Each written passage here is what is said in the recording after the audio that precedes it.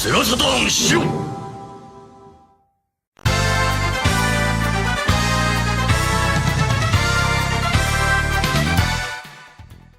Happy Friday, everybody.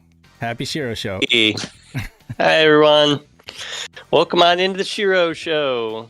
How you doing, Dave? How you doing? Aside from the I'm typical good. technical difficulties, I'm good. Go ahead and... Hey, it's okay. Okay, all right.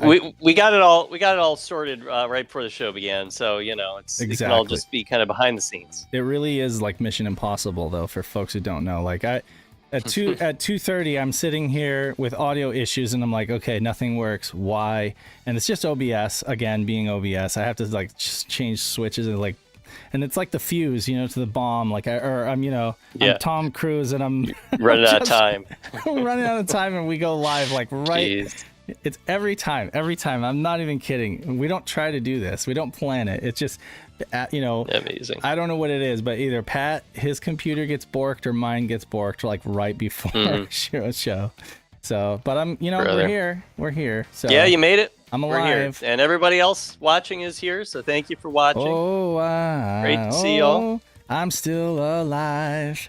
Okay, so I'm going to shout everybody who's in the chat right now. We have 27 people in the YouTube chat. Make yourself known. Don't just sit there and lurk. We got Brian Trusty, because I read off whoever actually says something in the YouTube chat, because I want to acknowledge you guys being with us here. Brian Trusty, of course. I think he was first. Fenton Reed Smith, Paul Bort. Hey, Paul, how's it going? Hey, Pudgy Bunny. Dan, of course. Max Headroom. Nice. Max Headroom. What a name. What a name, right? Moose Track is here.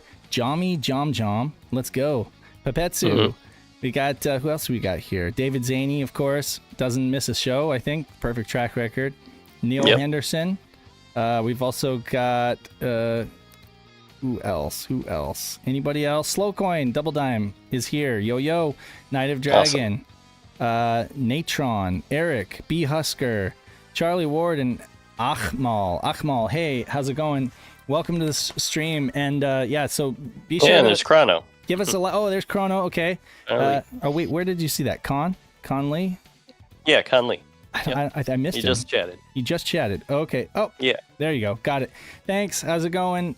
So everybody give us a thumbs up, like the stream. There's Sasquatch. If you have social media and you feel like doing us a favor and sharing it out, we appreciate it. That helps more people get to know us in a more organic way, because YouTube isn't going to tell people whether we're No, of course not. No, YouTube isn't going to.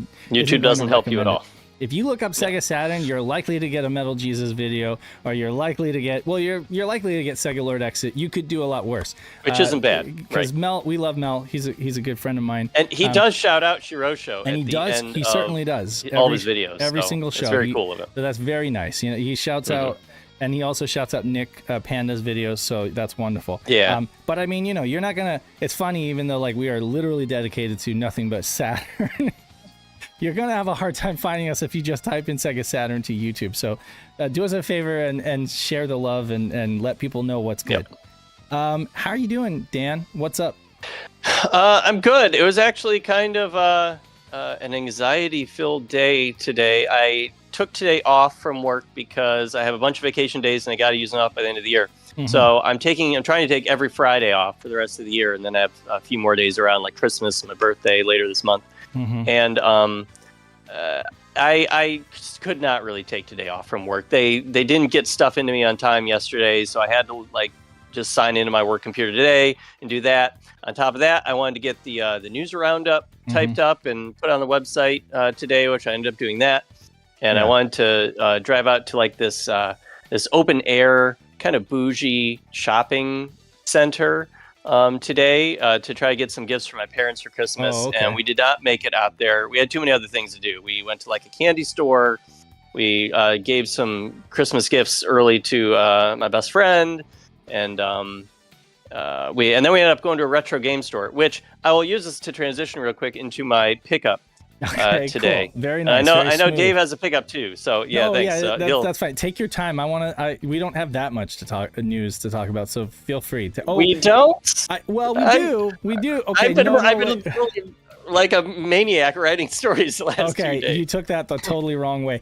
No, yeah, okay, so fine. We have plenty to talk about. But okay. No, thank you, Dan.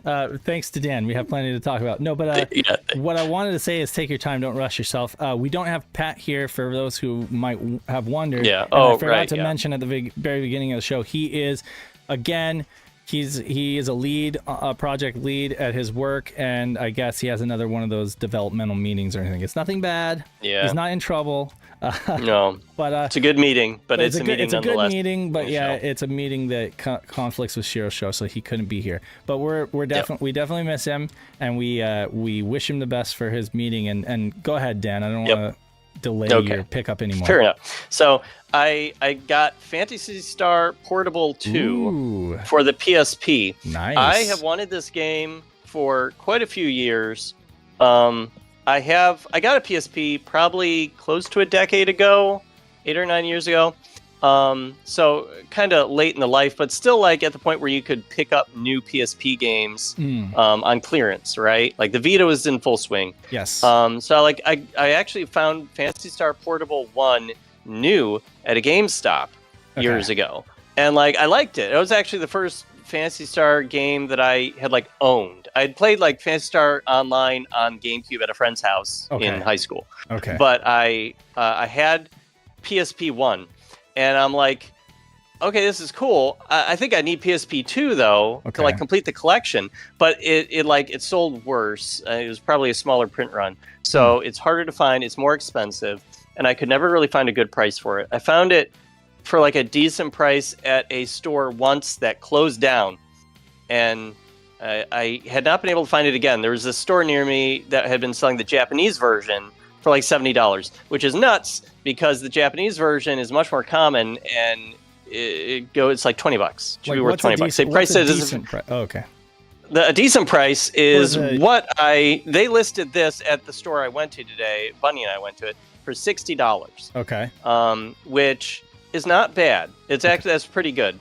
But since it is my birth month, I got a 20% off discount of whatever I wanted to get. Oh, nice. So yeah, I got $12 off. It's $48. I was like, yeah, I'm gonna take that. It comes with the manual. It comes with like a little registration card with a code that probably doesn't work anymore. Like enable online play. So yeah, I'm very happy. Happy birthday to me. I got a game I've wanted for a long time. Also, early happy birthday to you too, Dave. December is a great month. Right. To have a birthday. That's right. That's correct. We both share a birth month. That's great. Yes. I think Malenko too. I'm not sure if I'm remembering that wrong.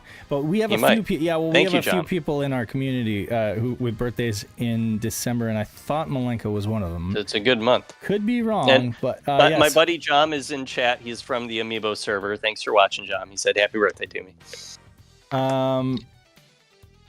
Might be November. So a question about that. What does it play like? So here's the thing. I had a PSP in the before I ever got a DS, right? I had a PSP, took it on the road with me in bands and stuff like that, and a lot of my friends played it. Actually, a lot more than I did. I didn't really get that much into it, to be honest with you. Subsequently, on emulation and stuff like that, I played Persona 3 Portable. You know, that was fun, and a few I actually saw a box copy of that today, and they wanted $100 for it. It's not cheap. I was like, nope. It's not cheap, and I'll just play it on the PS2, honestly. But the PSP is a nice portable version of it. But essentially, I ended up selling my PSP and getting into DS like really heavy, and then I really got into DS. And on DS, it's funny enough, there is a Phantasy Star Zero on DS. It's phenomenal, and it's the closest it's the closest thing I have found to Phantasy Star Online for the Dreamcast. Like as far as like being like a sequel in that series and playing like Phantasy Star Online on Dreamcast.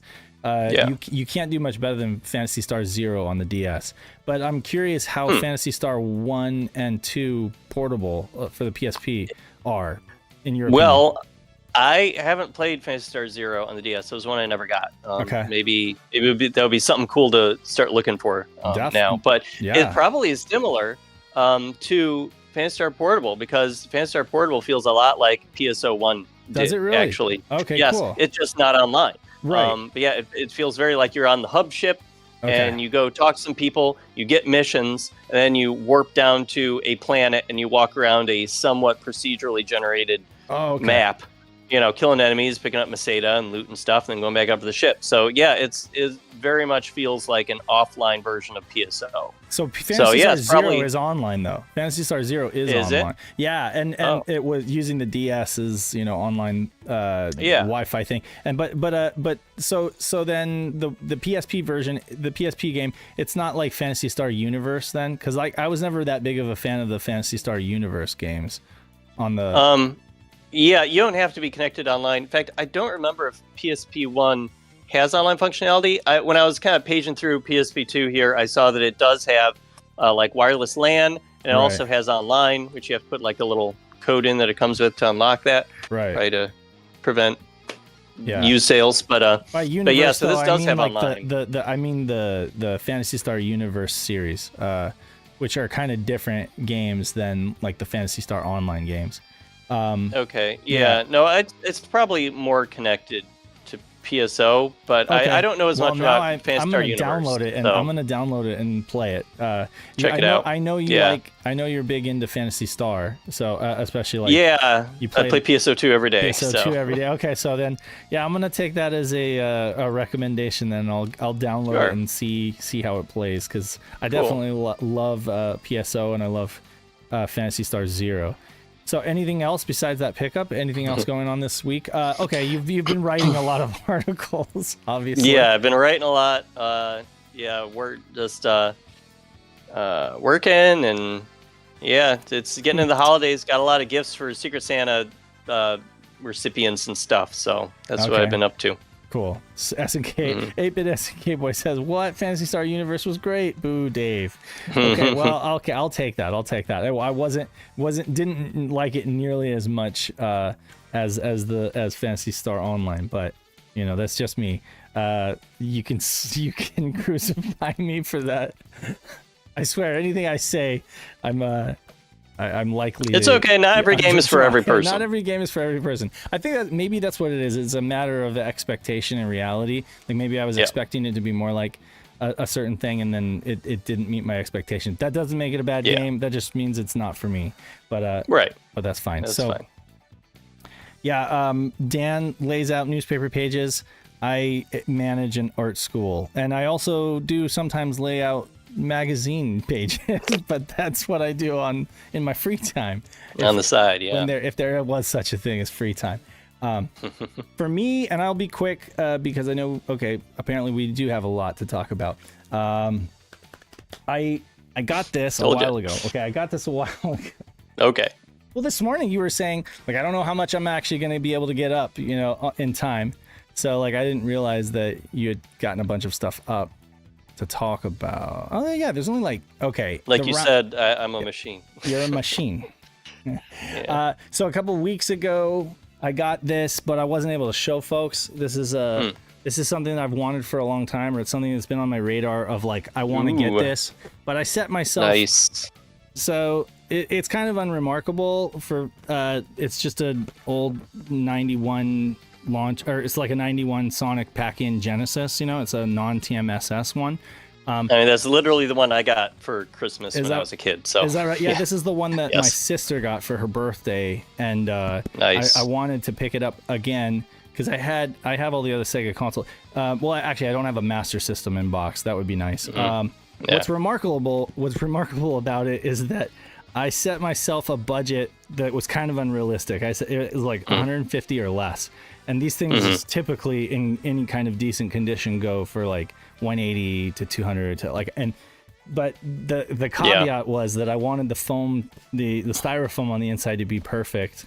And I wanted the box to be in relatively good. So you were super picky about this. So I was I was very picky, but also I had a really low budget. So those two weren't about to reconcile anytime soon. And when I was in Portland for PRGE, Kay took me to Retro Game Traders, and they had one that was in pretty crappy condition that they wanted 190 for. So yeah, this I just was patient. I waited for like 2 years with a bunch of like notifications on my phone, and finally something came up on OfferUp, and there you go. It was like a local thing. So Cool. So shouts to being patient. Sometimes patience pays off.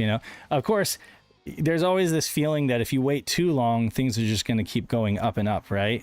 Right. But for whatever reason, I was like, you know what? This is not something that I desperately need. It's something that I would like.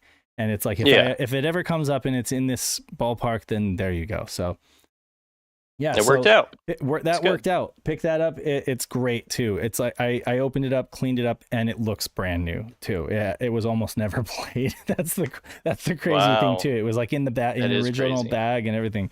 So, yeah, that's fun. Nice. Yeah. I also got a package. We got a package. I got a package. It says... Saturn SHIRO on it here. Don't want to show people my address, but okay. So I may have flashed it. I don't know. People are going to be like scrolling back. You guys can send me stuff. Let's see here. It's okay. Really, everything is a public record at the end of the day. Someone really wanted to find you. They could find you. This is true. Take it from someone with a journalism degree. Yeah, that's true. Anyone can find you. All right. So this came a little later than I thought it was going to be honest with you.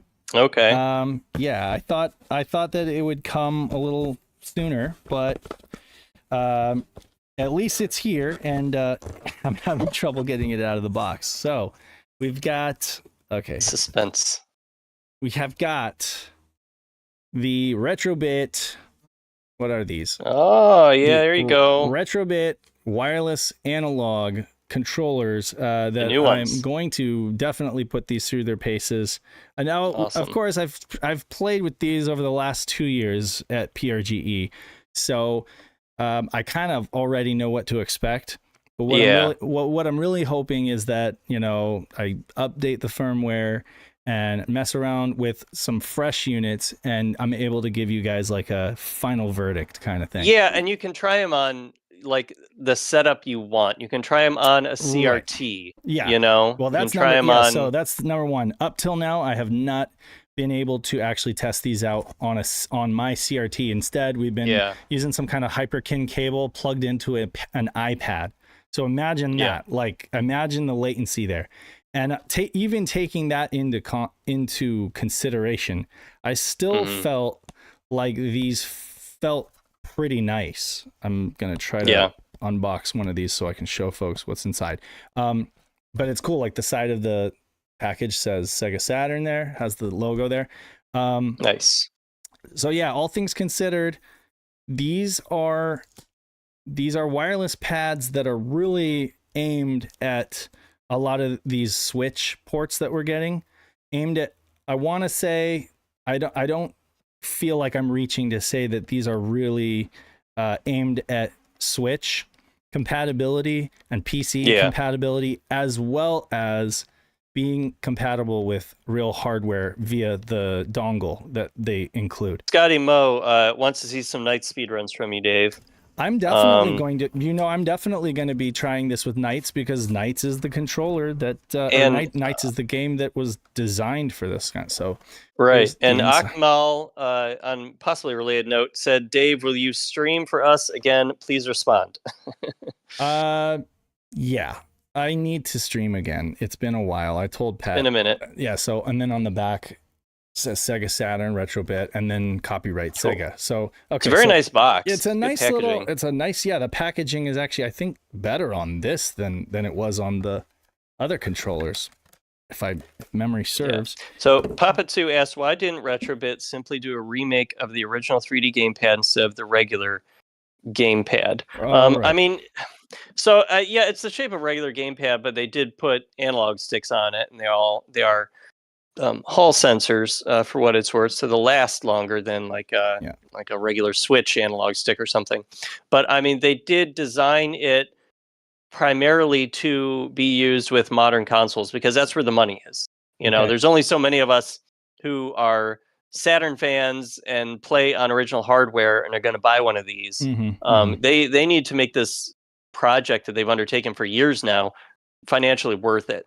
So the money is there in selling this to Steam players and Switch players and that sort of thing. They're going to make so full disclosure. This is just how the world goes around, and this is business. They're probably going to sell like 5 to 10% of these to actual people who are going to be using them with a real Saturn.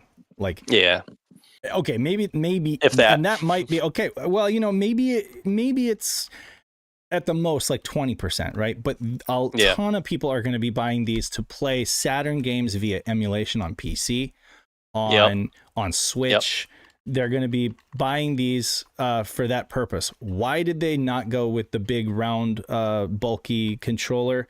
I mean, bottom line, they just wanted it to look like a typical Saturn pad. They wanted it to feel comfortable and recognizable to most people. So most people who are familiar with Saturn at all and have any kind of nostalgia are almost guaranteed to have held a regular Saturn controller in their hands at one point. But not everyone experienced the 3D control pad or has any kind of nostalgia for it. It was a decision they made. I definitely am sympathetic to all the folks who say, why didn't they give us like a 3D control pad? Because I love the 3D control pad as well. But that's, again, that's a decision they made. One of the huge concerns that they have, and some fans care nothing about this and some fans do, but one of the huge concerns that RetroBit had with these is retaining the license. They wanted to be able to work directly with Sega and use Sega's branding on the controller, and that was something that was important to them. That factors into the cost. And it also factors into them having to do things a certain way in order to retain that license and get greenlit by Sega. Because they could have made anything they wanted to if they were willing to just get rid of the Sega licensing, right? Funny enough, Sega would not even let them write Sega on the controller. And if folks are familiar with a typical, all right. So here's a standard Saturn pad, and it does just say Sega Saturn on the front. Now the old RetroBit pads said a big Sega logo on the front, which is how some of the Japanese controllers were. They had the big Sega logo, but Sega, at least Sammy, which is the holding company, and Sega, they're not really just like letting anybody use that anymore. So they were that's what Andy told me basically, is that they were able to use the Sega Saturn logo and the font for Sega Saturn, but they weren't able to use the big blue Sega logo on the controllers. But there were compromises. This isn't like, dream controller, costs $100 and has every bell and whistle that everybody wants. It was basically like, okay, let's give folks something that's affordable, that checks Sega's boxes, and that makes most people happy. I will be happy if the latency is low. And if I can pull off most of the moves, like with Knights at PRGE, I was hammering the L and R buttons, and Knights was not doing what he was supposed to do. So they told me that was literally an issue of it being a really used controller and what the environment and whatever. And they said, hold your criticism or your skepticism for when you get like a brand new pad that you can test out on your own equipment and with the latest firmware on it. Okay. But folks need to understand that this feels exactly like a Switch controller. Okay. They're like close together, feels exactly like a Switch controller. And every little move you make is going to equal a large move on the screen. And that's just going to take time to get used to. Akmal also asked, will these analog sticks work similarly to the official ones? The 3D controller stick isn't typical. Sorry. He asked if the analog sticks are the same as like the original Saturn analog stick, and no, it's not. It doesn't have that like spring you can kind of feel underneath like the original Saturn one. It's a modern stick. These are gully kit sticks. They are the Hall sensors, which the original sticks are Hall sensors as well. The original stick was a Hall sensor. The original 3D control pad also used a proprietary microcontroller on the PCB that basically made it feel a certain way. Like the games were Knights was very fine tuned to use that controller. So I will tell folks that they need to go into this controller with expectations. Like they need to understand that I don't even think it's possible for it to feel 1-to-1. I think it's possible for it to feel very, very good. And from what I felt, it feels better than playing. Let's say it feels better than playing the Knights port that we got on PS2. If folks are familiar with that, there's a Japanese version of Knights on the PlayStation 2. Playing with a PlayStation DualShock analog controller, this feels equal to that or better. So I mean, there you go. Again, I want to make sure that those triggers are tight and that they work proper. So yeah, maybe I will do like a stream of that. That sounds like something I could definitely do so that folks could see how it works. Yeah. One thing I've noticed though is where they've cut corners, or I'm sorry, I shouldn't say cut corners, where they've saved money so that they can put it into the controller. Again, this controller retails for, what is it, $59.99? Oh, sorry, no, $49.99? Yes. Okay, so $50. In order to make this $50, they got rid of the carry case. Do you guys see that? The other wireless controllers came with this nice like plastic see-through carry case that was kind of a nice touch. This one gets rid of that in favor of, the components, obviously. There's the battery in here is quite a bit. You can even see the bottom of the controller. It kind of is bulgy there. They were able to stick a bigger battery in there that's kind of going to last longer. We've got super chat if you want to read that, Dave. Oh yeah. Is the pivot on the D-pad better than their previous ones? The pivot on the D-pad. Good question. And thank you for the £5, Charlie. And thank you for the £5, Charlie. Yeah. So actually, you know what? If it feels just like a real Saturn controller. I'm not even gonna lie. Nice. Like it's got that kind of like, I don't want to say mushy, but it's smooth. Like I feel like I could pull off like Mortal Kombat or Street Fighter moves with this like super easy. The test though. Now that's fairly impressive.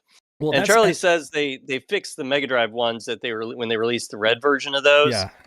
So I that's good. They seem to have just figured it out, and they're just putting it on all their Sega controllers. They said that they had issues with the plastics and the fabrication. They did have a lot of criticisms of the D-pad. Some even folks would hammer it pretty hard and it would snap. Some folks actually showed pictures. They're like, my D-pad snapped underneath, because the plastics just weren't good enough. This is one of their best feeling products I've ever held in my hands. And I did go on record saying that at PRGE, when you hold it in your hands, it's incredibly solid. Aside from the buttons themselves, there's no rattle at all. Everything is incredibly held in place. Like the tolerances are micrometers. Okay. Nice. But yeah, this D-pad feels super smooth, so I can't wait to try it out. But I will have to go kind of hard. Like I'll have to kind of abuse it a bit, because that's how people are going to play these games. Like if they're playing fighting games and stuff like that, they're not going to go easy on it, or not going to be like worrying about, I'm going to break my controller. We never had to worry about that with the original stuff, right? So we shouldn't have to worry about it with this. But yeah, from what it feels like, it feels like practically 1-to-1. John says, I don't know what a real Saturn controller feels like. Well, John, if I ever get you for Secret Santa, I'll send you a Saturn controller. That's awesome. If you don't know what one feels like, you definitely you're in the right place, because I think you got to check it out. Funny that he should say that, because on that topic, I mentioned the fact that my brother-in-law recently got a Saturn because of us, because of SHIRO, right? My brother-in-law, he chats sometimes here. He'll watch the show. He goes by Hugh Jazz, and essentially he picked up a Saturn, and he called me up the other day, and he was like, "So if you weren't aware, Saturn games are pretty expensive, right?" And I'm like, "Yeah, no kidding, right?" He's like, "Well, I just, after listening to you guys' podcast for so long, I just figured I would just go ahead and buy a satiator." So he bit the bullet and bought a satiator. Nice. He sent me his satiator to help fill it up with stuff, with goodies. Yeah. Because apparently he and his wife have or sorry, he and my sister, because he's my brother-in-law, they have cell phones, but they don't actually have like a laptop or anything like that. So they're pretty much they don't have a PC. He doesn't have a way to like get all the stuff onto the card. So he's like, "Can you? I'm more than happy to help you out. More than happy to help you out if you send it my way." So he did, and I did, and I got everything on there, including Bulk Slash and Stellar Salt, the that was nice of you. fan dubs and everything like that. So yeah, so there's, but he mentioned that honestly though, I suck at Sega Rally. He's like, I can't play that game worth a darn, even though he's like a huge racing game fan and he's an excellent driver in real life. And he's like, and everything really looks like crap on my TV. And I'm like, wait a second, are you just plugging the Saturn directly into your TV? He's like, yeah. Well, there's your problem. I mean, and it bears repeating, and I have to tell folks, don't be plugging your Saturn directly into your LCD or your OLED TV. That's what I did for a while before I got level hike. Exactly. But I mean, when you're playing these games, you're going to have latency, and you're not going to know why you suck at these games, or you're going to think, wait a second, I guess these aren't as good as everybody remembers, these games. Also, things are going to look terrible on your LCD. Like if your LCD is improperly deinterlacing, he said like a game like Myst, which is basically still screens and should look pretty good. It's a pretty crisp looking game. He said it looked like trash. And I was like, okay, that's going to be the composite plugged directly into your TV. So I recommended that he get a Rad 2X, which is a simple cable solution. There's the level height cables if you want to go that route. But I mean, definitely, I highly recommend folks get some kind of scaling solution so that they don't experience latency, and so that the picture, you're getting RGB basically, because that's what's going to make it. I mean, this isn't like a primer course, but I feel like it's like, now I realize there's always new people who are coming to this hobby, and they're just like, why does it look like crap? I just picked up a Saturn, plugged it into my TV, and it looks like garbage. I think I might sell it. I remember when we had Bob from Retro RGB on the show one time, and I was talking about how I do that. I would, at the time, plug my Saturn, just composite cables right into my 4K HD TV. And he was just like, aghast. He was appalled at that. He like shamed me live on air for doing it. He's like, you need to get some kind of cable. I'm like, all right, dude, I'll get around to it. So eventually Pudgy Bunny got me level height cables for Christmas, and yeah, they're nice. It sharpens up the picture, and probably improves the latency a little bit, and which I don't think my TV was doing a bad job of the latency in the first place. It like auto detects as like a game mode or something. I'm sure some TVs have better game modes than others.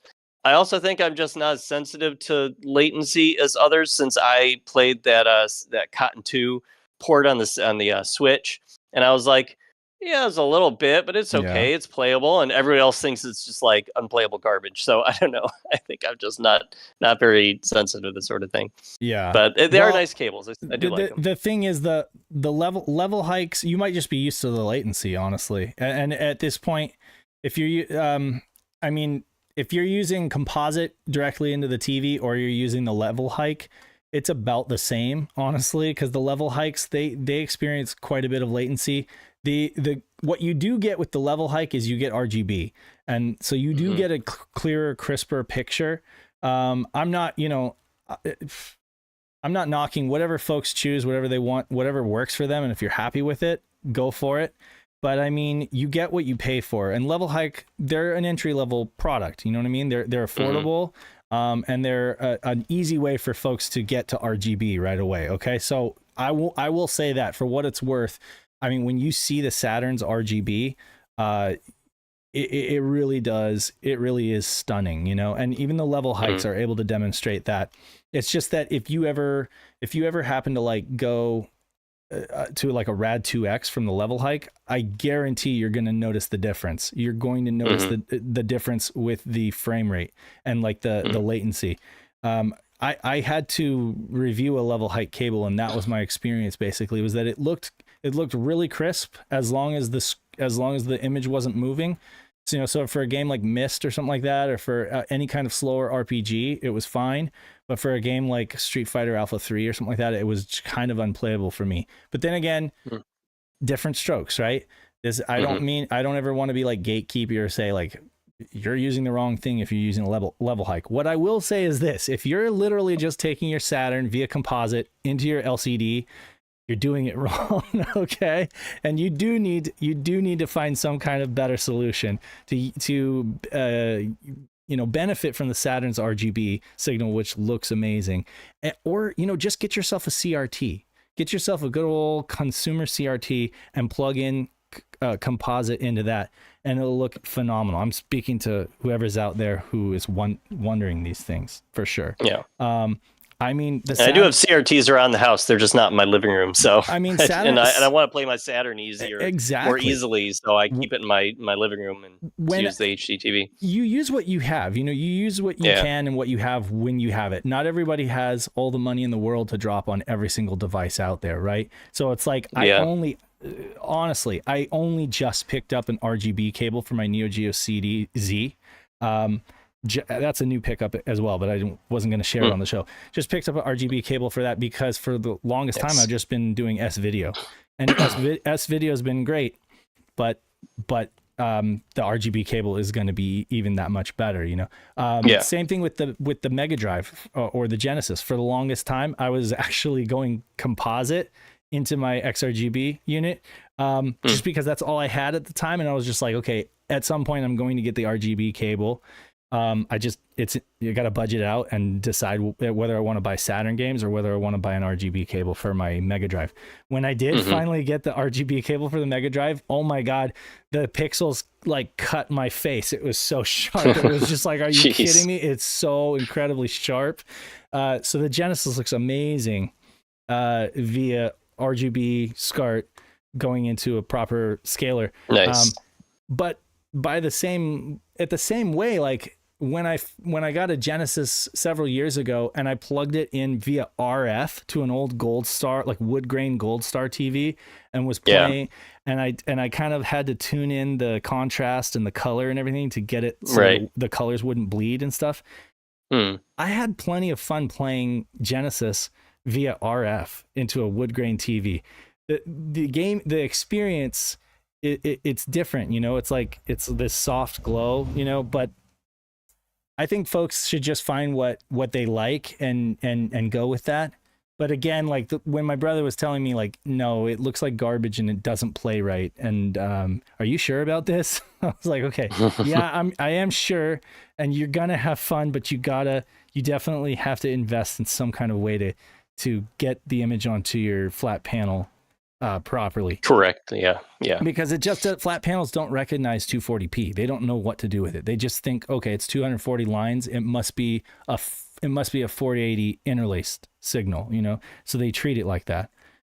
Anyway, so yeah, that's all of my updates. I will try to stream sometime soon, and I will definitely let people know what I think about those RetroBit controllers.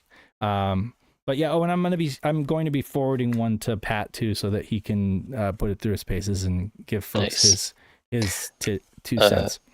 Akmal asked if we're going to have the Sega guys on the podcast.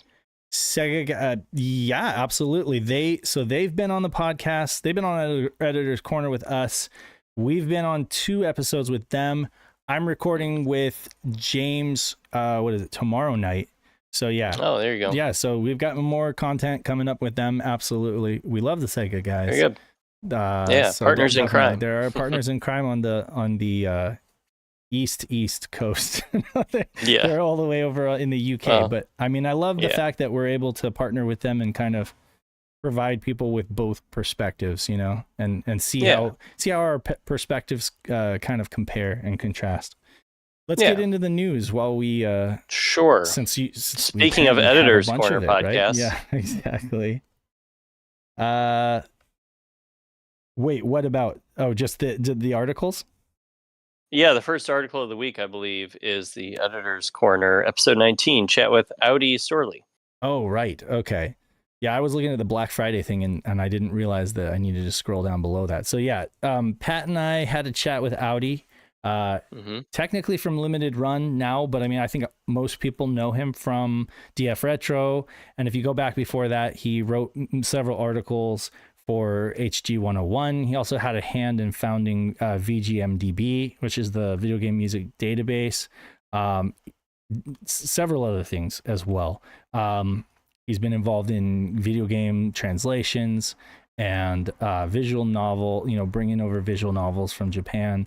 He's a huge lover of like very niche Japanese microcomputers, such as the PC-98, PC-88, the PC Engine, of course. He loves the Sharp 68,000, all that stuff. He works for a limited run now, and I'd say, folks say what they want about limited run, but I think Audi's one of the best things going for limited run, because him being a part of their team, he really seeks to try to, bring some unsung games over to, be published, like, for example, Plumbers Don't Wear Ties is one of those weird things that would just kind of be lost to the ethers, to time. If it went in time and everything, if it wasn't for him giving it like this incredible re-release, and doing so much else to kind of dress it up and also retain a lot of the history and the context. What were you going to say? Is Audi responsible for the many skate decks that Limited Run puts out? Because they love selling skate decks, man. That is funny. I don't think he has anything to do with that. Yeah, he probably doesn't. I just had to bring it up. In fact, it's funny. So if for folks that don't know, Audi and Jeremy Parrish recently joined the company within the last, I don't know, couple years. And so it's, they come into it and they're just like, well, they have jobs to do, and they're, working on these projects and trying to do the best that they can. I mean, I think that folks need to realize that if you have beefs with, like, I don't know, ordering or whatever, or billing, Audi's not going to have anything to do with that. Audi's not going to have anything to do with that. The funny thing is, when in his panel for PRGE, the first thing he said is like, "Hi, I'm Audi from Limited Run, and if you haven't received your game yet, don't tell me it's not my problem. Call support at Limited Run, or just be patient. You'll probably, but I mean, he gets that a lot, because he works for Limited Run, but yeah, no, I mean, he's working on a game called RZ, which is he has a big hand in that game, which is kind of like a spiritual sequel, I guess, to the CDI Zelda, and it's got this like hand-drawn, funny art aesthetic to it. I think that it's going to be incredible. I definitely want to check that out, and it's going to come to Switch. So, but that's the kind of thing that's up my alley. So anyway, we had a great talk with Audi, and if you like random casual game conversations that just go in all sorts of directions, check it out. We talk about the industry, we talk about physical media and all that stuff. Yeah, it was a good discussion that you had. Also, thanks for trying to take a swing there on for getting like fan translations published. You brought it up to him, so that was cool. I mean, but to actually talk about it. Yeah, it is. It's important to talk about that stuff, and it's important for people. It's important for your passing fan who doesn't really know to understand what's involved, because essentially, and why it's not happening generally. He kind of explained that for a team like the Bulk Slash team, you guys had so many people working on that project. Every single person has to have a phone call or a sit down with a lawyer so that the lawyer can say, okay, this is what's happening. You're signing everything over. You're going to get X amount of money and it's going to be done. And if we sell like $1 million worth or whatever, I mean, I'm just throwing a figure out there. You're not going to come out of the woodwork and say, hey, I want more or whatever. Like, there's no residuals or anything. It's not in the contract. But it's not enough to just send you a piece. It's not enough to just send you an email and say, sign this or read this and sign this. They have to give you legal counsel so that you understand your rights and you are okay with it for moral reasons and for business reasons. Like, you got it. You got to. And so for a big team like that, it just gets ridiculous. It kind of just, it's almost cheaper for them to do it again. It's almost cheaper for them to just hire a company that dubs games and have them do it and just basically have one customer versus like several individual customers, I mean, unless you can get all of that whole team to kind of band together behind one person, have one person be the representative. That's speaking for everyone. Yes, that's the thing, and from an organization standpoint, I don't know if that means creating some kind of nonprofit or I don't know, creating some kind of LLC or something that everything falls under, and then technically all the people that worked on the game answer to that person, that part of the LLC, and then that person has whatever, what do you call that? Power of attorney, essentially, to be able to say, I'm going to sign off on this, to enter into agreements. But that's tough because these fan communities, they make cool stuff, but they never really think about, I don't know, about the possibility of it actually getting out there as a commercial direct-to-consumer release. But I mean, anything's possible. I guess he said it. It's like you said, Dan, it comes down to organization and then just pitching it to them, so it's so check out that podcast. Check out that went podcast up on Monday. Next, Blastwind. I will read what Peter wrote on this. Best of Saturn. So as folks know, Saturn is no slouch when it comes to shooters. In fact, it's one of the greatest consoles for shooters, aside from the PC Engine. The PC Engine might be able to take it out. I don't know. The PC Engine. I don't know. PC Engine has an amazing amount of shooters, and also the SharpX 68000 has some great shooters. But the Saturn is amazing when it comes to shooters. And this, let's see, third week in a row showcasing a Saturn shmup, and this time it's Technosoft's Blastwind. Technosoft also was amazing when it came to shooters. They did some really, really sharp, very polished shooters. Released in Japan in January 97. Its limited print run means it's quite pricey today. But then what Saturn shmup isn't? Vertically scrolling, the game features branching paths in most of its 6 stages. It isn't overly long nor insanely difficult, so the emphasis here is on scoring. Technosoft fans step right up. And so, again, this is just to get us talking about it. Essentially, I would give this a high B+, maybe A-. I mean, it's not going to be one of the first. It's not Batsugan, but I mean, it's definitely high up there. So it's not in the top 10 best shooters on the Saturn, but it may be the top 30. I don't know. It might be in the top 10. It might be really near the bottom of a top 10. What do you guys think? Do you think that this belongs, Blastwind belongs in a top 10? I don't. Chrono Lee says, I think second tier for sure. Second tier. One thing that I think it's missing, I believe that it's missing a proper Tate mode. If folks know better, be sure to put that in the comments. But I believe that, this was, for being a Tate game, it puts these bars on the side, essentially, of the screen that you can see in these images. It kind of puts these bars with the press start there. And kind of gives you the screen like that instead of giving you a proper Tate mode. And in that, the score as well that puts over there. Right, exactly. Instead of having it be an overlay, basically all the action is just doesn't have anything overlaid, and then all the score and everything like that is on the sides, and that's kind of how they get around the whole Tate-less thing. David Zaney says, I own a copy and it's one of my favorites. Great visuals, stellar soundtrack. So absolutely. I guess maybe it's a top 10 for David. I mean, if you do look at the visuals, and I can see, I don't know how well people can see from the video, but I mean, the pixel art is incredible. You've got these gradients and stuff, but it's all hand done, pixel art, and all the little windows on the buildings and stuff like that.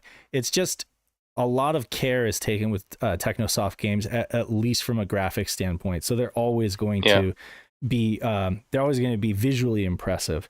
From a gameplay standpoint, it just doesn't stand out to me the way that some of the other games on the Saturn, some of the other shmups on the Saturn have a lot of personality. This one, to me, feels like it visually is stunning, but it's lacking a certain personality to it that makes it certain je ne sais quoi, if you will.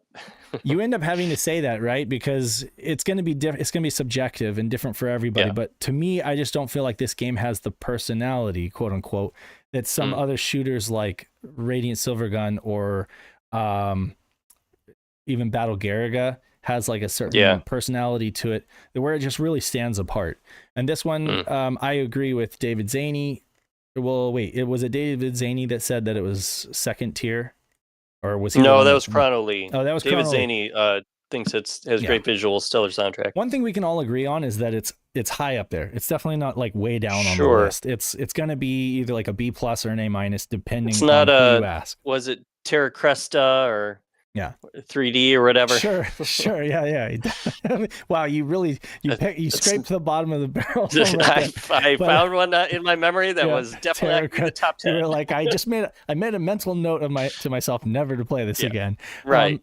No, but David Zaney does make a good point that the branching paths do provide it with replay value, and that's a good thing. Some of these games are like you play through it. And really the only replay value is trying to like 1cc it.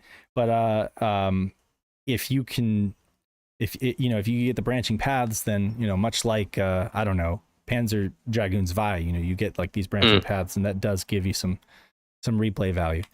Anyway, 8-bit SNK Boy says, I really wanted to like Blastwing, but it's easily my least favorite Technosoft shooter. It's very average in my opinion. Regardless, I still regret not picking a copy up years ago. Right. Yeah, because it would be an investment. I mean, it's a shmup on the Saturn. Let's put it this way: the worst Technosoft shooter is still gonna be like good. Very good. You know what I mean?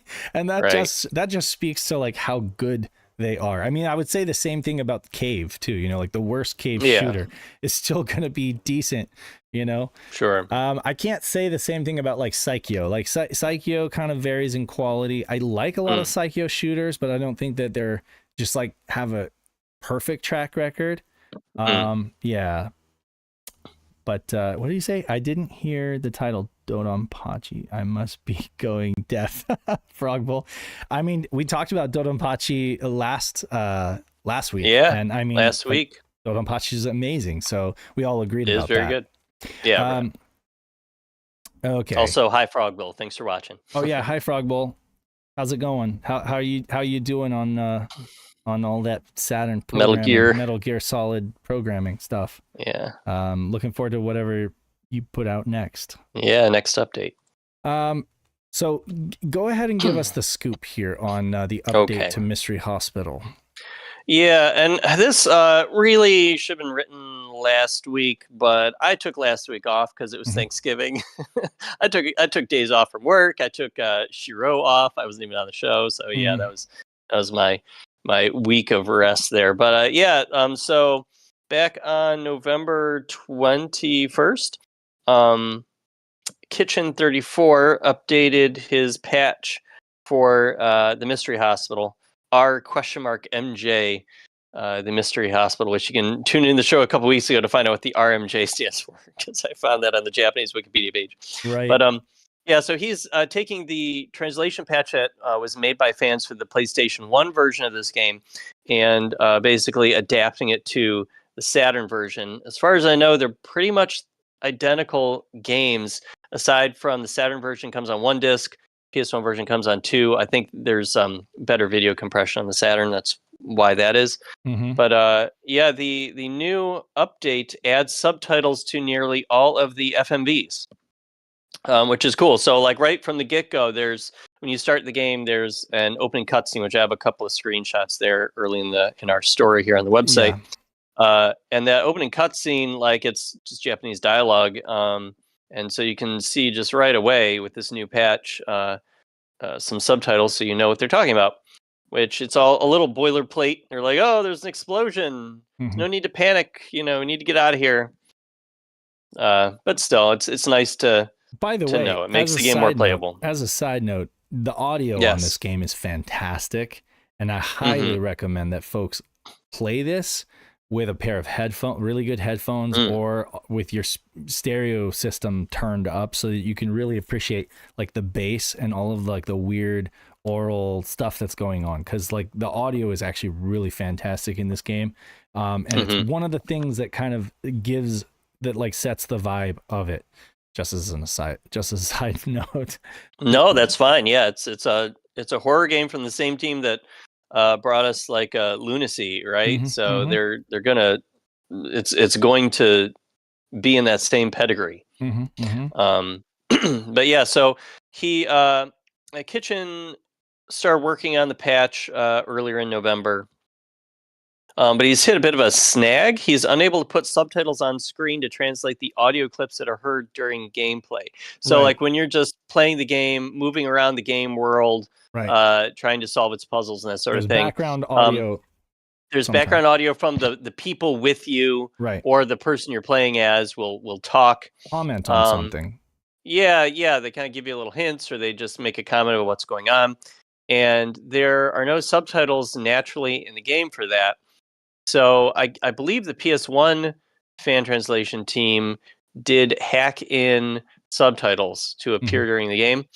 Kitchen 34, I don't think has that programming acumen, at least not at the moment, to do that. So instead, he said that he's looking into replacing the audio of the Saturn version with an English dub, but he is not going to go quite to the extremes that like we did with Bulk Slash and Stellar Assault, where we're actually finding real actors. He is going to use AI to dub, to record these dubs and replace all of the audio files. So he like synthesized their voices, like the Japanese voices, and is like translating, doing like English. I guess so. He hasn't given many details. I even looked on the French forum that he frequently posts on Delta Island, and he didn't really give any extra details there either. But yeah, he said he's looking at an AI that synthesizes several voices for me. The audio files are AIFs, which is a format similar to WAVE. That's used in a lot of other Saturn games like Stellar Assault SS. It's very easy to just record audio and just swap the files. It's very easy. But something that we found from both Bulk Slash and Stellar Assault, and it seems that Kitchen has found with Mystery Hospital here, is that you have to keep all of the audio files the same length shorter. As the originals. If you try to exceed it, the game you're going to overwrite other data, or the game will be expecting a certain length, and if you go over it, it's just going to clip, or it's going to cause bugs. So I think as he's finding that is the case, he's keeping an eye out for it. I guess he got a little burnt out on it a little bit, so he said, I didn't put this in the story, but he made a comment in one of the posts. He was kind of doing some other things for a little bit. So like usually he puts these translation patches out finished within record time, weeks, if not days. He's put out a ton of translations in French and Spanish this year. This is the first English one he's doing, which is very cool of him to work on. He's going to do it in French next once he finishes the English version. But this is proving more difficult. But it's interesting, though. So that's going to be amazing or at least interesting to hear like what the AI voice sounds like. Yeah, hopefully it's not too weird. I know, right? Well, yeah, definitely. I mean, I hope that it's not obviously like, okay, yeah, this is AI. I hope that it sounds somewhat natural. And I mean, it's cool that he's using Trekkie's Muxer, you said, to kind of remux the audio. Yeah, I was just going to bring that up. I put that in the story. He is using Trekkie's Unite's Sega Saturn Film Tools utility, the latest version of it, which he thanked him for having that tool available. It's making this whole project possible and fairly easy to do. And he also used that tool to replace all of the game's Cinepack format video files with versions that have English subtitles on them, which awesome. Again is in the playable patch. It's currently on Sega Extreme. There's a resources page for it. So you can check that out over on Sega Extreme. So yeah, I guess he's already used AI to translate about 100 audio files out of the 200 plus. I don't know if I put it in the story, but he did mention how many audio files there are to translate. Something like 250 or so. It said somewhere here that he said it was going well, right? Yeah, he said it's going well. That it's going well. So that's promising. That's promising. Yeah, so I mean, I'm really looking forward to it. Definitely, and shouts to Trekkies, for making a utility that so many people are finding useful. That's awesome. Because I think we used that in Stellar Assault as well. Yep, you did for those videos. That's so right. It was brand new with Stellar Assault. It was like a brand new tool. So yeah, no, that's phenomenal. Yeah, Shadow Mask was the one who was primarily working with all the audio stuff with Stellar Assault. So he would be able to comment more on it. But yeah, I'm pretty sure he did use Trekkie's utility there for all that, and made it a lot easier. Absolutely. I'm just wiping through the Sure. comments, make sure we didn't miss anybody who has questions. But you get voice of Ryo Hazuki. That's funny. Okay, so moving right along to this, modder makes a few improvements to Cleopatra Fortune's music. So basically, made it more listenable, right? Yeah. So the modder's name is Wriggles, and he made a thread on Sega Extreme earlier this week on Monday to announce that and publish a patch that's in the SSP format, which the Mystery Hospital patches too. So it's pretty cool that Night of Dragons SSP format is really catching on with people. So it is easy. It's a good standard. Yeah, it is. So I guess Wriggles thought that the music in Cleopatra Fortune, which is a Taito falling block puzzle game from 1997, I believe, that the music was a little hard to hear. It's very catchy, but the sound effects are loud and kind of drown out the music, which I've played and I guess I would agree. It probably kind of depends on your particular audio setup too. You know, maybe you can hear it a little better on some than others. But yeah, like it is, the sound effects are pretty loud compared to the music. So what Wriggles did was with this patch, he pumped up the music without making it peak, he said. And I did try it out. I didn't hear peaking. So he did a good job. So now it is louder and easier to make out over the sound effects. So that's cool because there is some really good catchy music in Cleopatra Fortune. But that's not all. Wriggles didn't stop there. I guess he decided that the kind of the main theme while you're playing the game is a little too short with its loop. So he added on 2 remixes made by a DJ, a UK music producer named Ice Furno, who's been remixing video game music for something like 20 years. You can check out his YouTube channel where he's published a lot of it. You can buy whole video game music remix albums on his Bandcamp page. I have all that linked to in my story on the site. And it is good stuff. And I guess he did remix a couple of remixes actually of Cleopatra Fortune's theme. And Wriggles used it. I kind of get the impression he didn't use it with Ice Furno's permission. So hopefully Ice Furno's okay, but maybe he did. He didn't mention either one way or another. So I don't know. Either way, I at least he did give credit to Ice Furno, and I've linked to Ice Furno's website and stuff in our story here. But yeah, so he added those remixes into the track, so they play right after the like the normal piece of music that you hear finishes. So it ends up being like a few minutes longer. So that's cool. Makes it. He says it. It keeps things fresh before returning to the main theme again, giving you a lot of non-looping 90s music goodness while you play. Okay. So that's cool. That's not the last thing that he did. There's one more thing.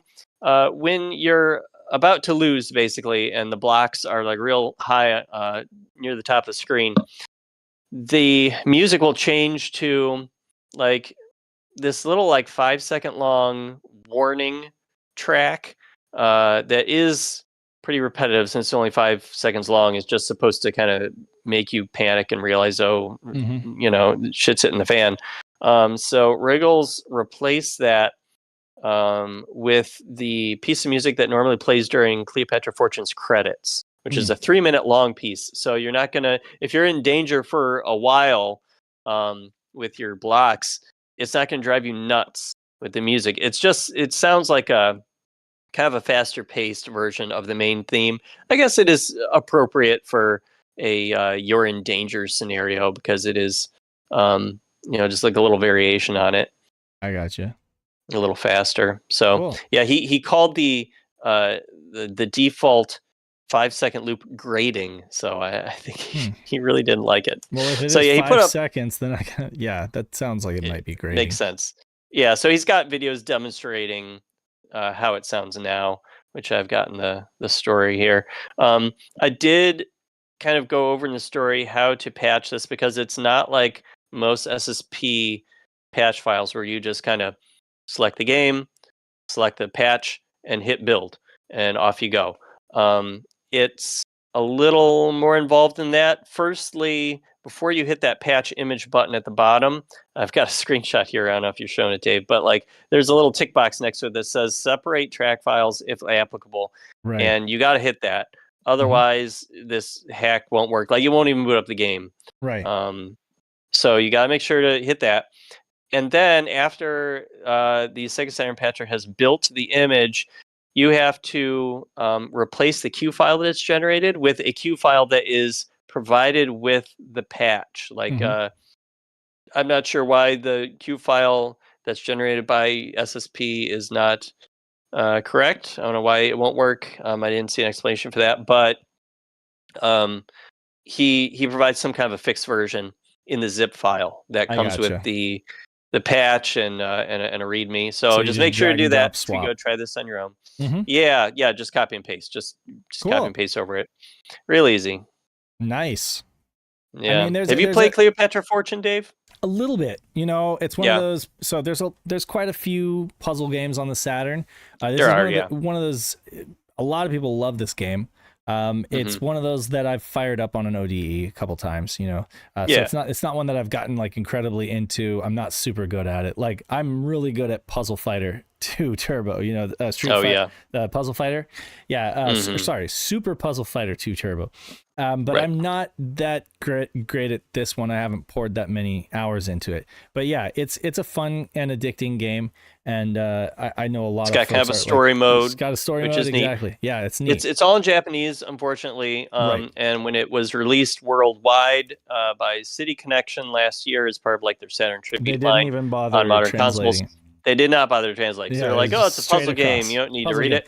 I mean, technically, you can see the score, the level, the blocks. That's all in English. You can see next and kind of see what. So I mean, there's plenty of English like when you're playing the game. So I guess that's what they figured. But as far as like the story mode goes, they made no effort to translate. And I remember thinking that was kind of weird that they did that because right. Why would you release this?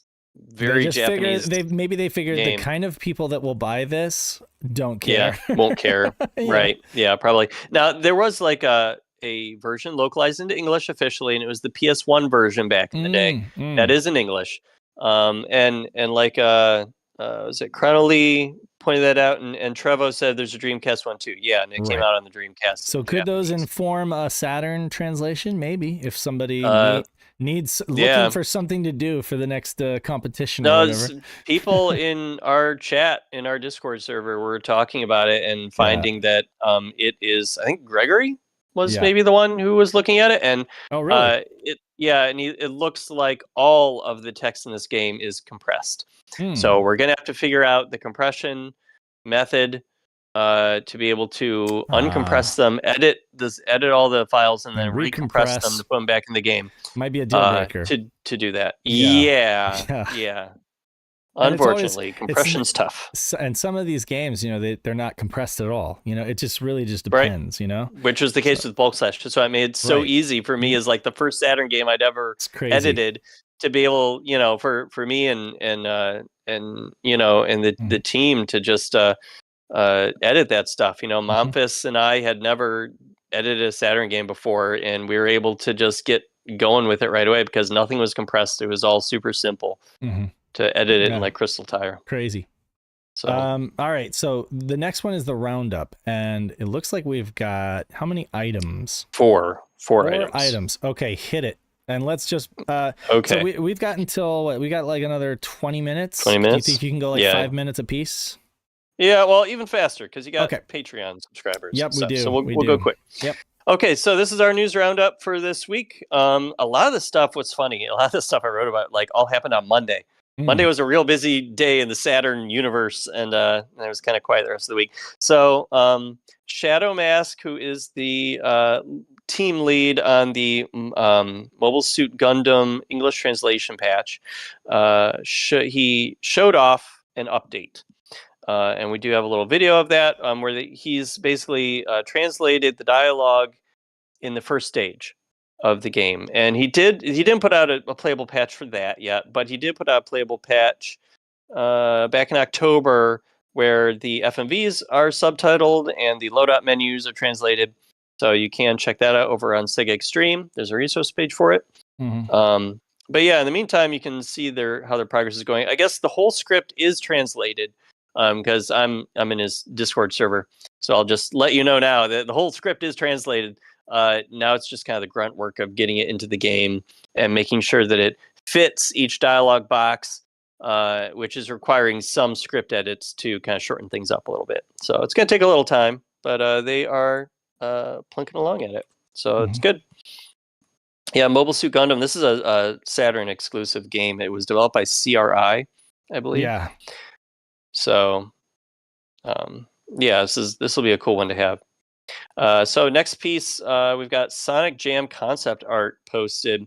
One of the concept artists on Sonic Jam posted some of his old sketches on X, formerly known as Twitter.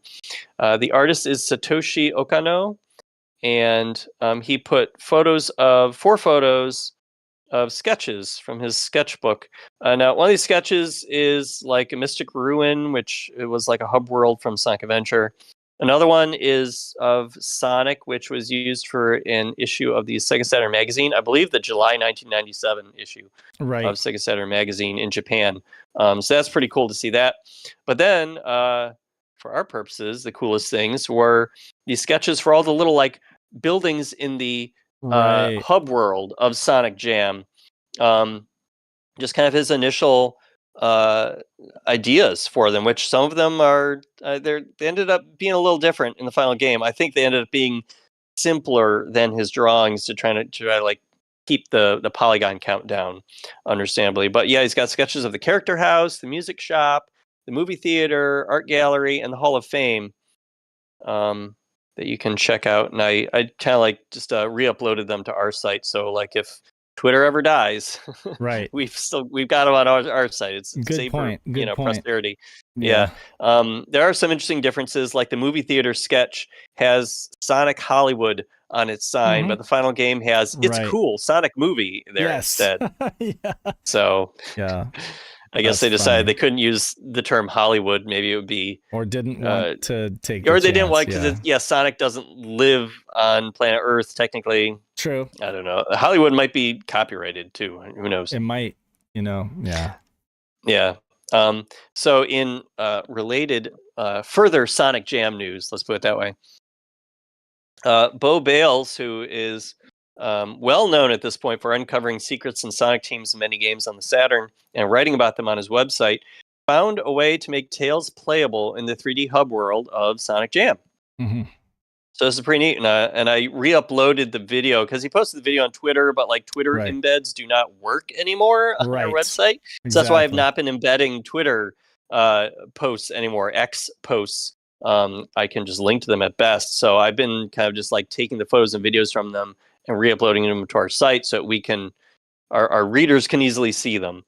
So yeah, you're checking it out there. It's pretty cool. He did make like an edit to the animation to get that flying animation in there when you're kind of like falling in a jump. So that's cool. You can't like properly fly like Tails does in the unedited Sonic Jam. But I mean, that would require writing whole new routines. Like that's probably a little more effort than you felt like putting in. So that's understandable. It's still really cool. And you can try this out for yourself because Private Eye and Starman helped Bo Bales assemble a patch. And I believe that is an SSP patch, and it's in the resource area of Sega Extreme. So we have a link to that on our website. Awesome. You can check it out for yourself. Another thing I just want to mention real briefly that I did not write about here is that Bo Bales also found a way to edit the camera controls in Burning Rangers so that when you press the left and right triggers on your controller, instead of like swinging the camera a whole bunch to the left or the right, it will just move it a little bit based on how long you press the button. So it feels a little more like a modern camera control. Oh, really? Okay. And that sounds really cool. I want to try that out. I think he put that up as a patch. I want to say, I'm not entirely sure. I hope he did, because I think that would kind of improve the playability a little bit for Burning Rangers. Definitely. Yeah, I want to try that too. He's doing lastly, a bunch of, and he's digging in a ton. Like if you follow him on Twitter, guys, like he's a great follow. He's also digging into knights, right? Every once in a while he posts something about knights. He'll post about Burning Rangers. Post about mostly, obviously, Sonic Team games, right? So and then like the special stage in Sonic 3D Blast, which was made by Sonic Team. So he specializes in the Sonic Team stuff. And I think part of the reason he can specialize in the Sonic Team stuff is because they apparently reused a bunch of code between all of these games. Right. They just kept iterating on it. So it's like once he became familiar with Knights, which I believe, Burning Rangers. I think Burning Rangers is like his favorite game. So once he became familiar with that, he started using the knowledge he learned to look at all these other games on the Saturn. He started seeing similarities, things he could do in Burning Rangers. He could make the exact same code change and have an effect in Knights or Sonic Jam. There's a ton of code. There is a ton of shared code between Burning Rangers and Sonic Adventure as well, believe it or not. Yeah. So like they did I believe it. Reuse a lot of that stuff, so exactly. I guess he did say next thing he wants to do is pull Knuckles from the Sonic 3D Blast special stage into Sonic Jam, so you can play Knuckles. So that'll be fun. Yeah. Because he did recently make it so that you could play as Knuckles and Tails in the special stage. The bonus stage, the special stage. Right. Okay, I was going to ask you about that, if he was going to port Knuckles to the Sonic world in Sonic Jam. I've got that. I mentioned that in the story. He has a very extensive write-up on what he did to hack Tails into Sonic World, which I do link to here. And in that write-up, he mentions he wants to bring Knuckles in next. So that'll be neat. Gotcha. So, okay, cool. And the last item for the roundup today is the which you sort of stole my thunder on this a little bit, Dave, which is fine because you ended up unboxing.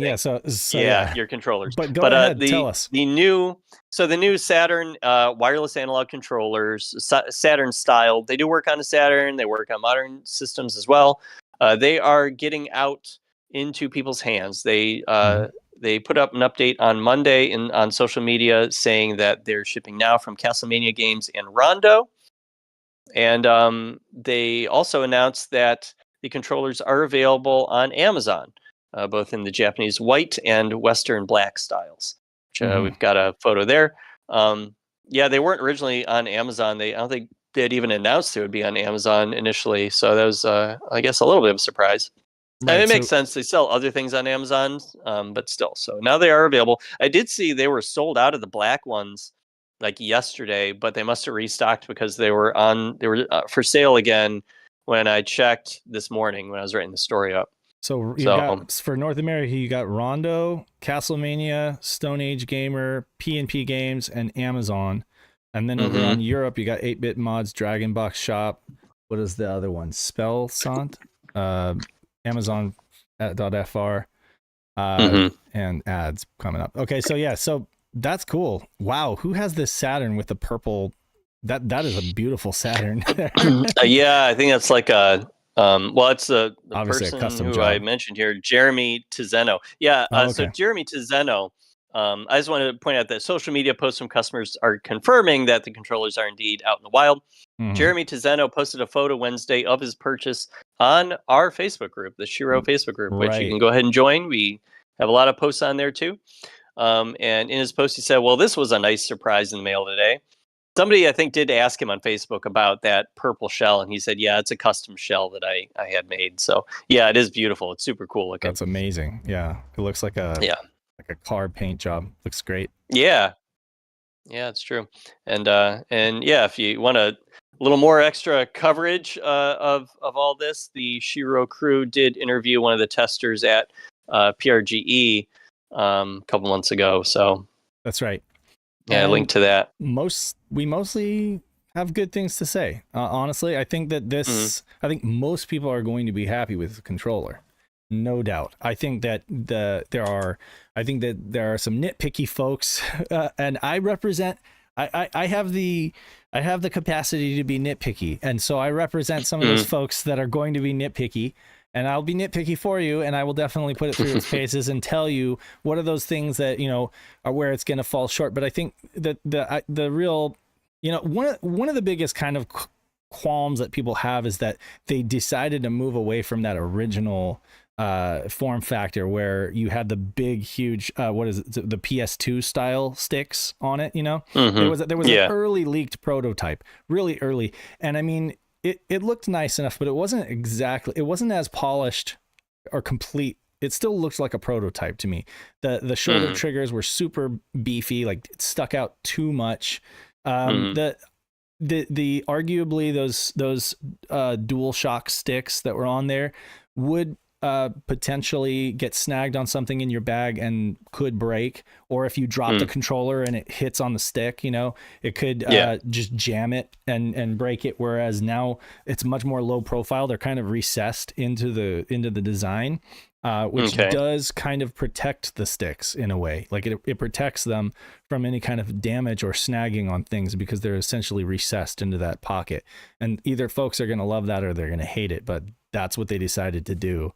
A lot of folks don't like the Switch sticks. You know, a lot of folks don't like those small, you know, Switch style sticks. But again, for all of the Switch users who are going to be buying this controller to play Saturn ports and play all sorts of stuff on their Switch, it's almost going to be like, it's going to feel like home, you know, because that's what they're used to at this point in terms of analog Shadow sticks. Mask asked, what does the right stick even do, though? Like, that's primarily just for when you're using this on a modern right. If you're going to be console, using this on a modern console, modern game, the right stick is going to do whatever that game is programmed for the right stick to do. And a lot of people are going to be using this controller that way. I mean, it was an oversight for example, it was an oversight for Sega to not have a right stick on the Dreamcast.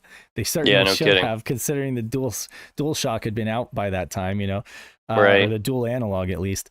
But yeah, so I mean, there are a lot of games you guys are going to be able to play on PC or whatever, or on consoles, PS3, PS4. I think it works with PS5. I'm not sure. Oh, you turn into a robot. At least for me. Am I a robot now? Yeah, you're a super robot right now. Let me fix that. Hold on a second. All right. Yep. Other people are confirming RoboDave. Mega robot Shadow Mask. Of course, it has to happen really right at the end of the show, right? Oh, there you are. Yeah, there I am. Okay, so yeah, always right towards the end of the show, I go Robo. But that's RoboDave. Hey, Patrick. Hey. How you doing? How's it going, Pat? AI doing translating right. Just got done with my meeting. Welcome on into the show. You in the car? Nice. I am indeed. I just got done with my meeting, so I'm heading home right now. I probably came towards the end of it, so yeah, we're about to get. But it's nice to hear your voice, even if it's even if it's from the freeway, whatever. You know, again, they definitely got the packaging is nice enough. You know, the box is nice enough, though you don't get the carry case. I do kind of like the carry case. I noticed that Pat brought one of his wireless controls to PRGE and had the nice plastic carry case. So it's not nearly as nice, but then again, they put the money that would have been spent on that into the controller, you know, and trying to making the controller the controller and keeping it under $50, keeping it at $50, I should say, you know. Because that was Hall effect sensors are going to be worth it right there. You'd probably repurpose the old boxes and just like put them maybe put some foam around it and use the old ones for the new one. We'll need to test that because of course they are bigger. As folks can see, like in this size comparison right here, they are larger, so they may not fit in those. And I will test that out actually and take a picture so folks can see. That's probably there you go. Putting that in the Discord server for sure. But yeah, so I mean, essentially, it feels like a Saturn pad, just a little bit larger, and it is a little bit heavier just because of that battery that's in there. But again, you're getting a better battery than before. It's going to last longer. You're getting the analog sticks. They're Hall sensors, so they shouldn't wear out anytime soon. You should be able to use it on modern consoles. You definitely would be able to play. And there is a macro. They are using a macro to put it into, 3D analog mode or switch out of that. And so, yeah, I haven't gotten into that yet, but I'll read the manual and see like what they want you to do is basically hold start and B for 5 seconds or something like that. Any hint of twin stick support? Any hint of twin stick support? Well, I mean, the twin sticks are digital, right? So Yes. so it's their digital input, and they, you know, every time somebody would say that, they would basically say, "Oh, that's a good idea. We'll consider it." Is any chance they will? I don't know. I don't think that, I don't get the sense that it's high priority for them, but but it's on their radar. Oh, I meant did they do it in this one? Sorry, was it in this one? Was it in this way? Did they end up doing that? Well, they hadn't implemented it as of October at PRGE when we asked them about it. So Yeah. I haven't seen them mention it in like official communications or anything. Well, what they said to Pat and I was, yeah, that's a great idea. We could definitely implement that. But that's the same thing that they told us the prior year at PRGE. So I mean, it was kind of like an echo. It was kind of, I felt like my voice was coming back to me, and they were confirming that yes, it's possible, and yes, it's on our radar. But will they do it? Only time will tell. And I'm not being critical of them. I'm just letting people know that they're aware of it, that we mentioned it to them, and other people have mentioned it to them. And will they do it or not? I'm not sure. But it definitely seems like a missed opportunity if they don't, because having those two sticks there, obviously, you know, if you can make them digital, and if you can kind of convert them to like digital input and use them as twin sticks, that would be great. Mustang in chat asked, are the batteries easily replaced? I don't think you can replace the batteries, can you? They're just like it's inside the housing of the controller. Mean, technically you probably can. I know that RetroBit uses like off-the-shelf batteries. You know, it's not like they built their own battery for that. They're but with the Dreamcast controller that they have coming out, they opted to use a swappable, like a hot swappable battery. Whereas with this, I'm pretty sure that it's one of those silver foil affairs where you're gonna have to unscrew the back of the controller, unscrew the back, yeah, and ribbon cable or something to replace it. Yeah, part of the ribbon. It's probably, yeah. But that's the thing with the Dreamcast cable they're working on. They're moving in that direction of being able to build these controllers with hot swappable batteries. So that folks can buy a couple batteries and just have one on hand, you know, and they're fairly cheap. Not to mention future-proof it too. Yeah, which I think is a great idea, and I think they should have been doing that all along. You know, for folks who don't know, lithium-ion batteries are, you know, prone to failure, and they will balloon and eventually explode if they get, you know, if you drop the controller or throw the controller and it gets a puncture, you know, it could start on fire, you know. So it's nice to be able to easily replace the batteries, you know, and dispose of them. Yeah, Mustang said that's what he meant, or what they meant is just like the Pro controller technically has an internal battery, but all you have to do is unplug it after you take the back off. Yeah, so. I don't think that. I mean, I may actually take these apart just to kind of see how well they're built and take pictures of the inside, but essentially I don't think it's impossible. It's like something that most people could figure out, you know. Although I don't think they've published the battery information anywhere. I would have to like look inside and see what we're dealing with, but yeah, so if you want to puncture it, I mean, if you meet somebody you want to like kill them, puncture the battery, throw the controller at them, you know. Thank you, Pat, for this week's assassination suggestion. Yeah, so Pat, I've been watching a lot of Spike's Family. Oh, okay. Well, that makes sense. So definitely, you know, if you guys were already, I have a feeling a lot of folks will already be decided about this. The ones that are kind of on the fence and need more, you know, proving, or they need more convincing, you know, stand by and we'll try to get as much information about it as we can. Just know that it's not going to be 1-to-1 with the 3D analog pad, but it's going to be quite good, and it's going to be serviceable for most things. And I think that it's going to be an upgrade overall from the previous wireless pads that were just digital. So, I mean, even for that, if you held off and you didn't get an original one of the clear blues or the black, you know, the previous wireless Bluetooth or 2.4 gigahertz pads that they had, this improves on almost every aspect of those controllers. The only caveat is that it's a little bit bigger and a little bit heavier. Well, it might be a good opportunity to write some up on the website with all your testing findings and photos you take of the inside and that sort of thing. It might be cool. Absolutely. So, anything else? News-wise? I don't think so. I'm sorry I didn't write an update about how the Saru cartridges coming along. There's probably been some updates, and I've just not had time to look into it. And I was writing up all this other news this week. And a certain someone is working on the story about the Death Crimson sequel that's been kind of shadow announced. Right. So hopefully he gets around to that, over the weekend or something. Looking forward to that. Absolutely. Is he still on the line? Do we lose Pat? I don't know. Is Pat on? No, we Pat. lost him. He's not here He's gone. anymore. Okay. He's gone. He didn't hear me ribbing on him. So there you go. Pat said he was going to write a story about Death Crimson. So but I think that'll be good. Has there been anything else that has been dropped or posted up on the competition, or is it all pretty much the same? I don't think there's been anything new on the competition front. Yeah, the Sega Extreme Saturn game competition. Sega Extreme, let's be clear. 29th anniversary Sega Saturn game competition, hosted by Sega Extreme and organized by Emerald Nova. Mm-hmm. Yeah. I don't think there's been anything been new in the last couple weeks with that, but it's going to all start flooding in the last couple weeks of December, I'm sure. Announcement wise, Knight gave me a reminder. I appreciate that. Right, yeah. So our net link, the net links that we bought several months back, that we bought live here on the show, those are being packed up. They're being ready to be sent out.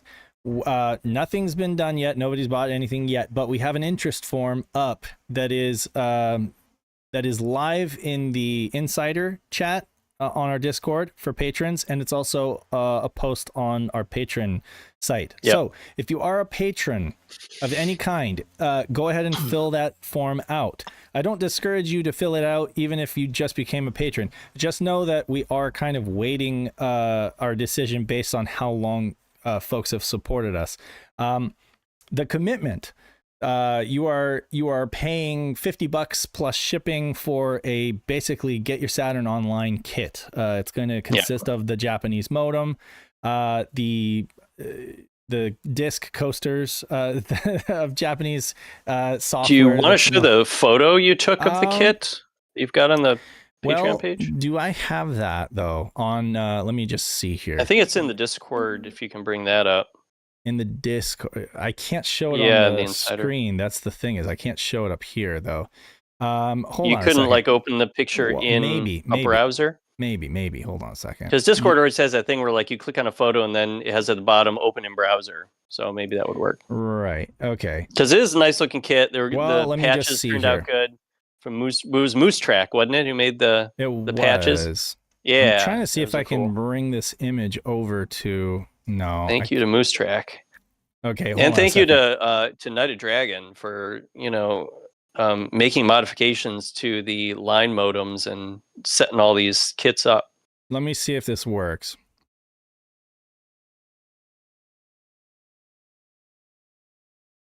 Okay. There you go. There you go. I can see it.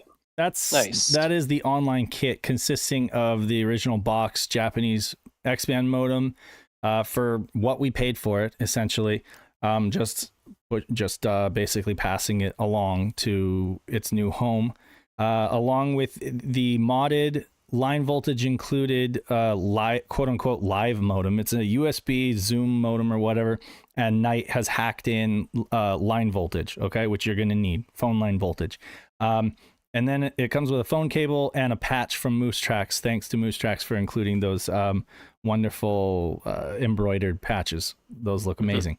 So this is going to get your Saturn online with the help and support of our SHIRO Discord. You can get this, and then you can reach out to the Saturn Online channel of our Discord, and we will help you with the steps of getting your Saturn online so that you can participate in activities. And that's the tournaments. And that's the second half of the commitment is, you're not just committing to spending $50 to buy one of these things, but you're also committing to actually participate in at least one SHIRO Netlink tournament, and generally, just be part of the community and increase. Be available and increase the pool of players who are enjoying active users. Netlink. Essentially. Be an active user. This isn't meant to just be shelf candy. We're fortunate enough to have several active users who have done the needful and gotten their Saturns online at their own expense, and having to source these modems, for I don't know, sometimes ridiculous money. Not to mention the modems, the USB modems, getting them line voltage and all that stuff. But we can't thank Joe, Sega RPG fan, enough. And the folks who have been involved in that, tunnel solution to make it possible so that we could play our Saturns online again. It's great. I mean, it's part of what is making the Saturn community explode. It's part of what's keeping it alive, is that it's still playable today with folks across the globe. And so, that's a lot of fun. So yeah, if you're, feeling like, you have the time and you want to make the commitment, you're not just going to put this on your shelf to display it, but you're going to be an active member of our community and you're a patron. At some point, if we don't fill up the 20 spots, then we'll open it up to the public. But I think at this point, we're on track to, we have several submissions of interest. And I think that within the next week, we'll probably have a good pool of people to select from. And it's all going to come down to tenure of support, that we kind of put everything. Some folks have been patrons for 2 years and they're interested in getting into this. So for those, I say, we definitely have to. They've been supporting us for so long. We definitely have to return the favor, Sure. But, I mean, their money helped to make this possible. Absolutely. These buys. Quite literally, because we were literally sitting on this pool of funds that was because of our patrons that made it possible for Pat and I to just say, hey, let's just buy this right now live on air. Yeah. And we did it. So there you go. So yeah, that's the fun thing about having that kind of support, is that we can do fun stuff like that. So speaking of patrons, I want to go ahead and take an opportunity to read their names, at least the ones. I got it by alphabetical here. So for those patrons who support us at the $10 or up level, one of the perks is that we read out your name on the show and just honor you as a supporter of SHIRO and everything that we do. And our current $10 and up patrons are A Murder of Crows, all caps, Blue Moon 95, Brock the Archivist, Casual Seth, Cerulean, Chris Piper, aka Pipe Dreams Games. You got Chris 1997 XX, Daniel Fredrickson. We got David Zaney, who's actually here in the YouTube chat with us. Derek Pascarella, A Team. We got Emerald Nova, Fat Drunk Friend Otaku, Gem Clash or Rank, Johannes Fetz, Mr. Joe Engine himself, Justin, Memphis, Michael Sabag, Nate Lawrence, Normal Guy, Nutrageous, Robert Ramsey, Rowan Dinked, Sega Steve, Shadow Mask, Stone Man, Tanuki Trev, and Young Money Sui. Every one of those folks, and several of these folks, I could say, have been supporting us since we opened the patrons, since we opened the Patreon. So thanks to all of you guys. Yep. Thank you for your support. Shadow's like, that's my name. Don't wear it out. Okay. Shadow Mask. Is that, does it work like Beetlejuice? If I say it 3 times, you'll appear right behind me. Anyway, speaking of Shadow, I think he has got work and there won't be a movie stream tonight, but we're more than happy to shout it out when he's doing it. So, and it'll be in the SHIRO Discord, but no movie for tonight. So I guess everybody's just on their own. But looking forward to the next VHS stream. Anything else you want to add before we sign off? Check out the Teespring store. It's underneath this YouTube video right now. Or you can access it from the website and buy yourself some shirts. I just got a hoodie for Pudgy Bunny, and then a t-shirt and a long sleeve t-shirt for me to diversify my SHIRO related apparel on the show and when out and about. I actually wore my SHIRO hoodie when I was walking around a retro game store earlier today, buying Phantasy Star Portable 2. So yeah, repping SHIRO out in the community. So yeah, definitely get yourself some shirts. And there was, when I bought them a couple days ago, there was a promo code to get 10% off. What's weird, Dave? Well, the site Something wrong? I tried to show people on the SHIRO site, but it's probably I think it might be frozen. I'm not sure. No, really. Yeah. Oh well. The site gives us problems sometimes. Yeah.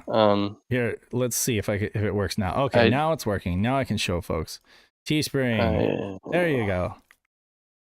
Yeah, there's Google promo code for Teespring, and maybe you'll be able to find it. I'm sorry, I'm trying to scroll back in chat and find it right now. I don't remember what it was off the top of my head.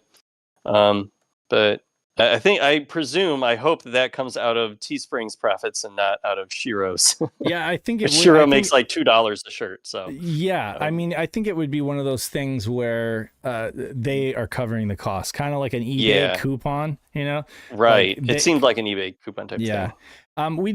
We certainly can. Actually, that's one of the items that I forgot about is that I'm more than happy to create a code so that patron supporters can get everything at cost. But yeah, right at the moment, I forgot to do that since last week. So apologies. At the moment, if you buy anything on this store, you're basically paying $2 extra to SHIRO over whatever the shirt costs to make. So, but yeah, everything's not a huge margin. It's not a huge margin, but it's enough to kind of like help out, you know? But essentially, we can create a code for folks who are patrons who can get stuff at cost. I think that's what we did on Threadless as well. We had like a there was a code for Threadless, but not the new Teespring. So here we go. Flash, FLASH. Flash gets you 10% off your whole order. There you go. Oh yeah, nice. There you go. Save a few bucks on a T-shirt. So awesome. Yeah, and you said that the Teespring ones, you thought the print quality was a little better than on Threadless. So I'm looking forward to it because like this shirt right now that I'm wearing, I got from the Threadless store a year or two ago. Is it starting to crack? No, but like I said, well, actually, the black is wearing off in a couple little tiny spots here where the D-pad is. So I don't know if that's wear and tear or what. But like I said the other week, like I do kind of just like not wear it super often, so it doesn't wear out, which like you said, like defeats the purpose of having it. So yeah, hopefully the Threadless ones will be even better quality. The Teespring ones will be a better quality. The two that I ordered are really good. The shirt material, and I ordered the standard classic crew neck shirts, and the shirt material itself was a little on the thin side. But again, the print was actually pretty good. Like the print quality was pretty good. So we'll see. I'm gonna wear them for a while and see how it goes. And I did also look into Spreadshop. Oh, I looked into Shopify. That costs a lot actually. Having a Shopify. Oh, really? Yeah, it costs like a monthly fee, and it's not cheap, or monthly or annual, and it's not cheap, and it's just not. So it would be great, but wouldn't be worth it. That would be like if we were doing like crazy merch numbers. But I looked into Spreadshop. That's another one that integrates with YouTube. So I'll check that one out and report back. But yeah. Okay, cool. Anyway, well, that's all I got. Yeah, all I wanted to mention. And it's time for me to get going anyway. So you got pizzas to make. I've got pizzas to pick up this time. Yeah, because I wasn't about to make them with. Yeah, so usually if Meg's here, then we'll work together and we'll. But yeah, so. You're keeping it easy when it's just I've got the kids to myself this weekend, so we're doing easy stuff. Yeah, we're gonna go get the pizza.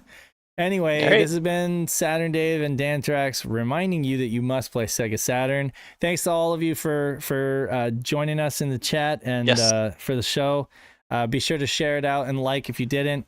Until next time, we hope you have a great weekend and peace. See ya. Bye. Bye.